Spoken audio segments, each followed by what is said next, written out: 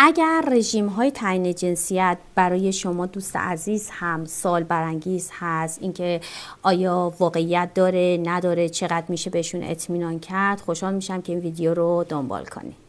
به چند دلیل موافق این رژیم های تعیین جنسیت نیستم. اولین و مهمترین دلیل این هستش که معمولا این توصیه ها در منابع علمی و رفرنس های علمی در واقع تایید نشدن. رفرنس های علمی به چند دسته تقسیم میشن، یا کتاب هایی هستن که در واقع از نظر علمی توی کل دنیا پذیرفته شده هستن و همه اون رو قبول دارن، یا اینکه یک سری از کارها بر اساس پژوهش ها و کارهای در واقع پژوهشی یا به صورت مقاله در واقع چاپ میشن که باید تعداد این مقالات یا کارهای پژوهشی تعداد زیادی باشه که در واقع یک مسئله رو تایید کرده باشن که ما بتونیم بر اساس اونها این نتیجه رو بگیریم که خب این موضوع یا مسئله در واقع از نظر علمی تا حدی مورد تایید هست. ولی این روش های تعیین جنسیت در رفرنس ها و کتاب های زنان، مامایی، تغذیه و یا سایر در واقع رشته ها تایید نشده. علاوه بر اون ما مقالات انگشت‌شماری رو داریم که به این مسئله پرداخته باشن که گاهن این مقالات در واقع در مجلات معتبر علمی هم ممکنه چاپ نشده باشن. نکته دیگه که لازم هست به نظرم بهش توجه بشه و نادیده گرفته نشه این مسئله هستش که در خیلی از موارد توصیه های مبالغه آمیزی که در این روش ها میشه به زوجین در واقع میتونه استرس زیادی به اونها وارد بکنه و دغدغه های ذهنی زیادی براشون ایجاد بکنه که قطعاً این استرس و اون دغدغه ها میتونه اثرات منفی خودش رو در روند باردار شدن این فرد بگذاره. خب این زوج دائما ذهنشون درگیر این هستش که ما کارها یا اقداماتی رو انجام بدیم که جنسیت در واقع جنینمون همون چیزی بشه که خودمون میخوایم، ولی از طرفی نمیدونن که میتونن به صورت غیر مستقیم یا مستقیم اثرات منفی در واقع این فرایند رو روی روند باردار شدن خودشون بذارن. و اون هم گفتیم یکی از اون مسائل استرس زیادی هستش که ایجاد میکنه. حالا گاهی اوقات دوستان میپرسن چه استرس رو میتونه ایجاد بکنه. ببینیم معمولا در این روش ها توصیه میشه که یک سری نکات در واقع در زمانهای خاص و به شکل خاصی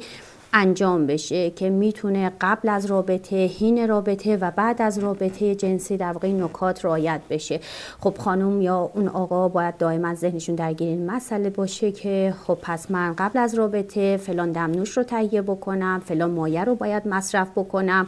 در واقع کیسه یخ رو که استفاده بکنم، حین رابطه پوزیشن وضعیت قرارگیریمون چطور باشه، بعد از رابطه در واقع چه نکاتی رو باید رعایت بکنم. همه این مسائل در واقع ظاهر ساده‌ای دارن، ولی عملاً در واقع حتی اگر از افرادی که این تجربه رو دارن بپرسیم میبینیم که میتونه استرس زیادی رو برای در واقع اون زوج ایجاد بکنه که خود این استرس اون اثرات منفی خودش رو به خاطر نوسانات هورمونی که ایجاد میکنه میتونه بر روند بارداری این زوج بذاره.